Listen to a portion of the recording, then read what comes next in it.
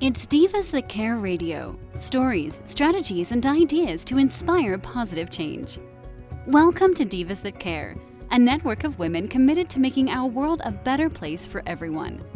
This is a global movement for women, by women, engaged in a collaborative effort to create a better world for future generations. To find out more about the movement, visit divasthatcare.com after the show. Right now, though, stay tuned for another jolt of inspiration. Well, hello, everyone, and welcome back to the Divas That Care. My name is Candace Gish. Today, I have an amazing lady that I'm going to be welcoming to our Diva family, and you know what? You're going to love to get to know her. I had the opportunity to go to her website and to read a little bit about her and her. So, Kashiana Singh, welcome to the Divas That Care. Thank you. And thank you for having me, and thank you for what you do with this program. It's inspiring. I've been following you for around a year, I think, and I love the voices you bring to the table, as well as the kind of varied topics that you cover with women across the world. Thank you so much. We're so excited to have you on our program today. But before I kind of dive into some questions that I have for you, would you mind introducing yourself to our listeners today? So, yes, I will absolutely introduce myself to your listeners. And I'm Kashiana Singh. I live in the United States. I'm in the North Carolina region, currently talking from the city of Boston, which is where my son is. And the reason I'm here, which is always what I'm trying to make my first part of the introduction, is because I'm a new grandma, and a very excited one at that. The little baby is now around 8 months old. Generally speaking, I have around 27 years of overall general management experience. I've worked in client services and operational leadership across the world in a variety of multinational organizations. And my most recent job was that of a vice president at a professional services firm in the United States. But that's what I do in terms of my work, right? But I am a poet, and that's really where my heart and my soul lies. I believe in the mantra of work as worship.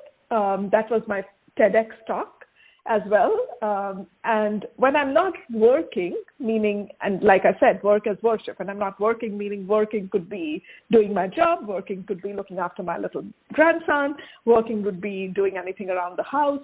When I'm not working, I can be found writing or reading poetry or just absorbing and infusing other poetry in terms of reading the current contemporary poets across the world. I have 2 published collections.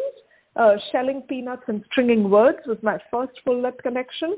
A chapbook called Crushed Anthills, which is a journey across 10 cities, was my second book. And my latest book, which I'm really excited about, and I'm holding an author review copy in my hand, Candace, is called Woman by the Door, and it's coming out in February this year with Apprentice House Press in the United States. So in a nutshell, that's me. I hope that helped. That is amazing. And first, I'd like to say congratulations on your new grandchild. I couldn't imagine what that's like, and that is so wonderful. So, it's such a blessing. Yes. Well, I'm excited. Oh, man, it is. And it's absolutely amazing, all the things that you're doing. And I think you're quite humble in the stuff that you're saying, because you have done quite a bit of things. And I want to ask you, because this is probably something that our listeners are wondering, why did you decide to get into poetry and write these most amazing poems? That's an important question, but also one that doesn't necessarily have a clear answer, right? Because anybody who's a poet doesn't really have this aha moment in life when you say, now onwards, I'm going to start writing poetry, right? So I don't exactly remember the first words of poetry, but I remember that I first published in school magazines when I was in the middle school. A poem was printed in a magazine for teenage writers. It used to be on the coffee table in our home as we moved across different cities across my growing up years. And everyone in the family used to read it, and my dad would ensure, right, like a proud dad, that everybody who walked into the home saw it. So maybe that that early encouragement with words, for words, continued to get me inspired. The other memory I have from childhood is reading "Oh Captain, My Captain" on stage, and right, and I can still visualize reciting also "The Boy Stood on the Burning Deck," Casablanca on stage by both me and my sister. So my dad was very keen in getting us prepared for those kind of readings. But in terms of really writing, right, I think I also, and all of us have that, right? I had an English teacher, excuse me, her name was Miss Daphne. I still remember her name in middle school, who honed the discipline for me and made me the editor of a middle school magazine, which I think further boosted my confidence. And then it kind of paused for a little bit. But when I was pregnant with my first child, who now has a little baby, is when writing just came back to me. And that's how I have always written. And like we say, a lot of us say, we don't write because we need to write. We write because that is who we are. That's what defines us. Yes. Oh, my goodness. This is amazing. And I think that's quite inspiring because we have different authors that have come onto our program, and they have these amazing stories and how they became an author. And I really love the journey that you've had, and it's really evolved over time. And it's led you into the book that you've currently wrote, and that it's going to be coming out, as you mentioned, in February. And I'd love to learn about that and why you decided to write this particular one. I love that question. And the book, as I said, is called Woman by the Door. And the title can be intriguing, but also pretty obvious, right? It's a woman. It's about women by the door. Because I feel we as women are always by the door, right? We are at a threshold. Most days we are sitting at the threshold or standing at the threshold, and we can peep inside or outside of that threshold. And that threshold could be an internal one. It could be one with our bodies. It could be one with our relationships. It could be one with the cities that we live in.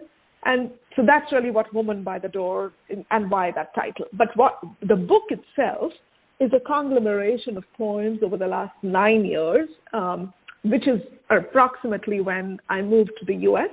from India. They honor the fertile space of being a woman in the past, the present, and the future. So 10 years ago or 9 years ago when I moved, for me, that was another threshold. It was a doorway. And the poems in the book move in and out of that doorway. There are poems of memory and childhood. There are poems that stem in the house and the home. There are poems about evolution and transition, of course, right? Because as you move countries, and this was also the phase that I was going through. I was entering menopause. It was also a long-distance relationship because I moved by myself and my husband was still in India for 3-4 years. So it kind of was the doorway of many such ins and outs, and the poems are a collection of that, along with a couple of different poems about grief and trauma and loss, both personal as well as everything that's been going on with the world over the last 2 years with this plague and pandemic. It obviously has a lot of stuff in there. See it through a poet's eyes, I think, would be quite intriguing. Yeah, and it is, like I said, it's a personal selection. The poems are always, and poems, as we know, should always be from lived experiences. But the lived experiences that I, as a woman, had, I'm sure will resonate, right, with others, whether it is about children, parents, grandparents, the journey of a woman in evolution as a person, as an individual, and then, of course, the dealing with not just the pandemic, but everything in the political environment, both in the United States over the last couple of years and in my home country, which is India, over the last couple of years. So all of that kind of seeps in, both from a personal perspective, but also looking outwards and opening that lens outwards to the world. And I'm actually really excited to be able to read that in a different perspective. I think it's going to be really exciting. So I'm going to ask you, because it probably has been you're welcome. It's probably been quite a challenge for you, because everybody's trying to now navigate how are they going to get their information out there for others to see, because we are living in a world that is mostly online. Are you now finding it a challenge to, be able to share this with people? Are you able to still do talks so that people can listen to you? Because you did a TED Talk. That's a great point. Done some open mics. How else do you get out there? That's a great question and a very relevant one. So thank you for asking. The answer is, and I'm a glass half full kind of a person, so I try to find what is the positive or the opportunity, let's say, not the positive. What's the opportunity in the situation? And the opportunity in the current situation is the ability to open up the entire world without having to travel, right?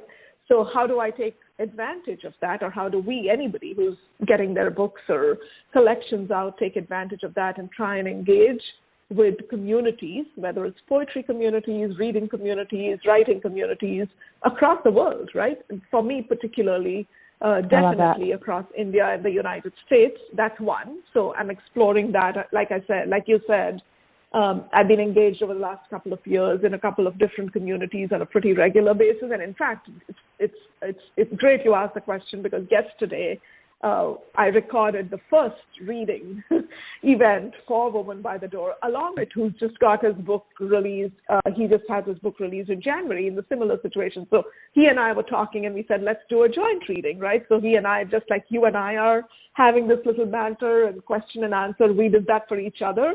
And then he read one of my poems, I read one of his poems, and we read a bunch of poems from each of our books, and that's going to come out on there's a show called, on a community called The Wednesday Night Poetry. It's the longest running virtual series in the United States and runs out of Arkansas by a lovely, great, magical woman called Kai Corgan.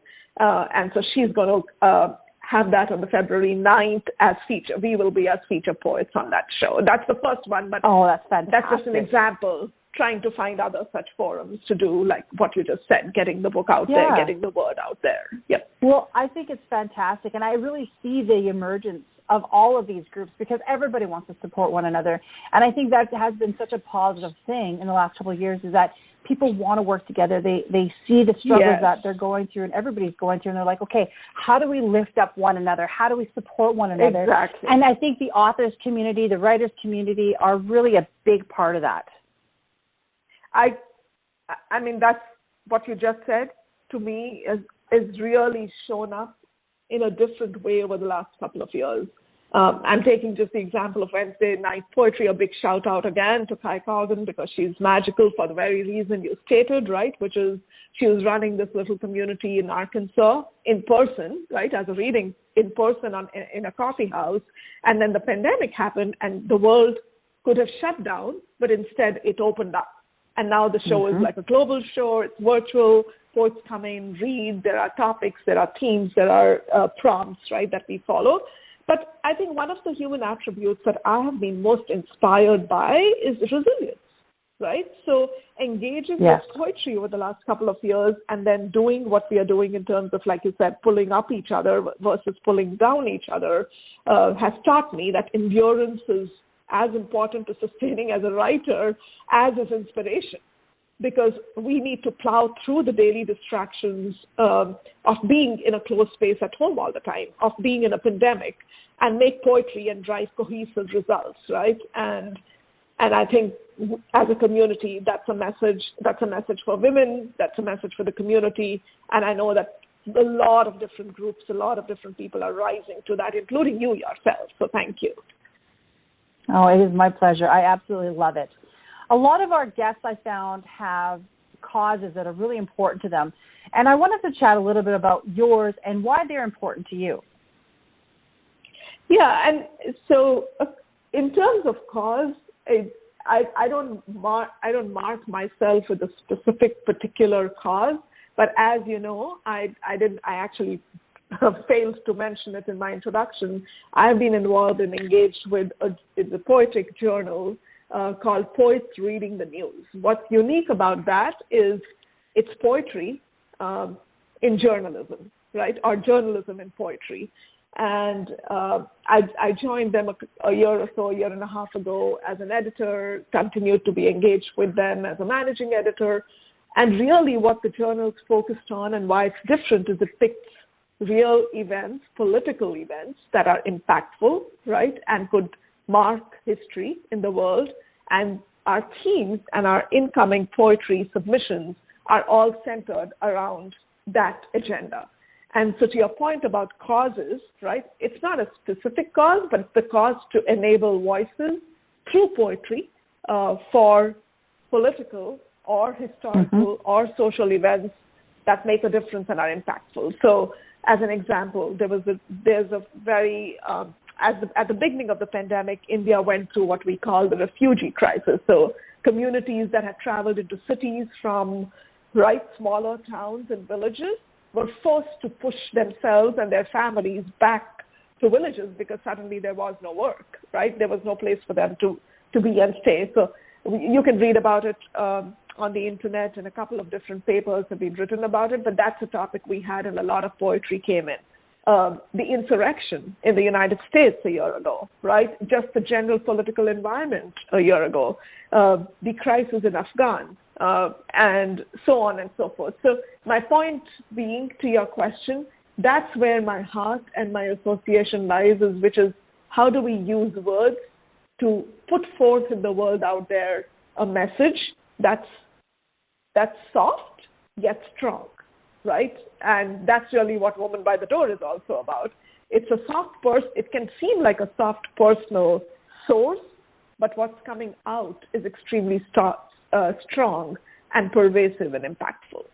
I want to ask you, is there a place, you did say it comes out in February, is there a place where our listeners can go and check out the book in February so that they can purchase it, or can they pre-order it? It's actually, thank you. I love that you asked the question because I generally, to your point, I'm not equipped or trained to get my book out there, so I miss that part most often. It's actually available for pre-order right now, so anybody who's listening and would love the book, please go. You can go to Amazon or any other places that you buy your books, including Apprentice House Press, the website for Apprentice House Press, but it's just simple. On Amazon, it's already available for pre-order, and then will be shipped once it's ready and live in February. I will be honored to have author-signed copies, so if you do think you want an author-signed copy, please just DM me, message me, send me a quick note. I'm on Facebook. I have an author page. I'm on Instagram, Twitter, and I know you'll put those links out there as well. I will definitely be doing that. And one of the final things I want to ask you is, you have done so much. Your journey is extraordinary. You've traveled through different countries. You've lived in different countries. I want to ask you, what kind of tips, kind of tools do you have for our listeners in a variety of situations, through poetry, through just the journey of life? Yeah, thank you for saying that, because that is very important to me. Both is, again, coming back to Woman by the Door, both in terms of growth as an individual, growth as a woman, but also the many, many years I've spent in what we call the so-called corporate environment. And we know that's a whole different place where women have to make a positive mark and continue to do so in order to create equal rights, equal pay, equal responsibility, opportunities, etc.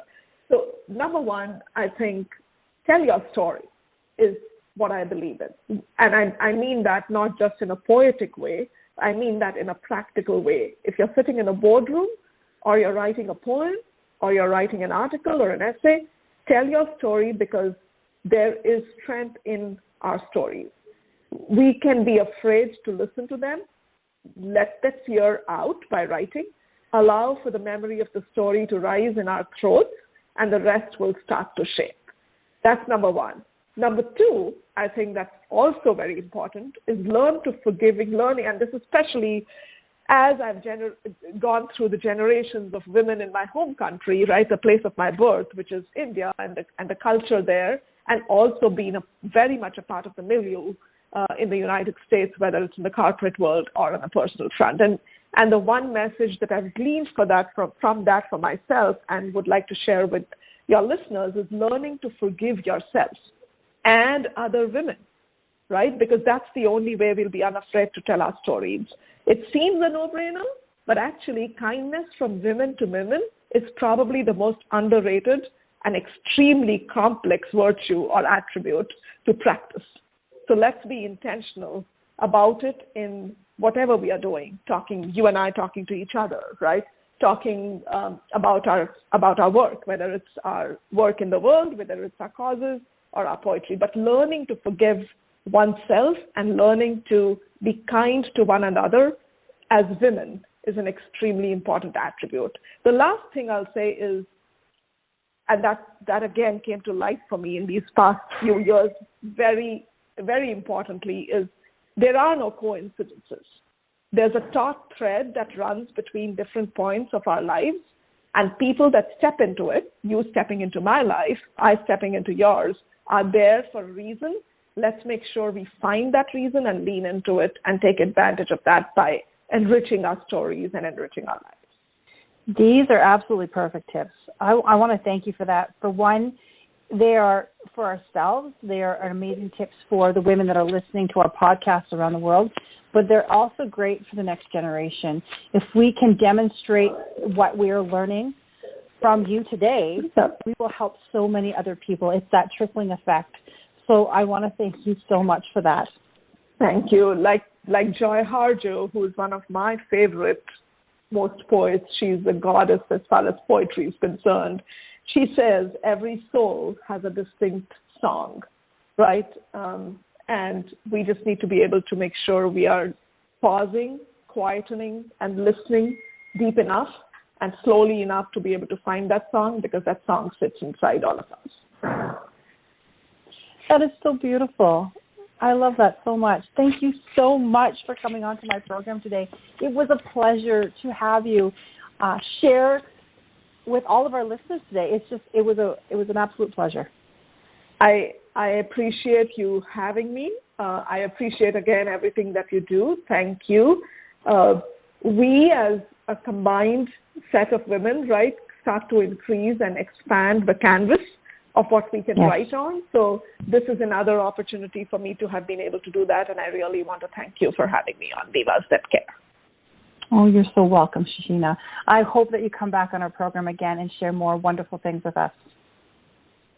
I would love to. You take care of yourself and stay well. Thank you so much, and a huge, wonderful shout-out to all of our amazing listeners that have been tuning in to us from all over the world for the last 12 years. Thank you so much for everything that you guys are all doing out there. You are the change makers of the world, and I am so proud that we are able to do this program and grateful for all the guests and the followers and our tribe of amazing individuals that have been with us. So thank you for all of you. Thank you to my amazing guests today. I hope that all of you do something kind. Make sure that you also support all the other Diva hosts on divasthatcare.com. Until next time, everyone.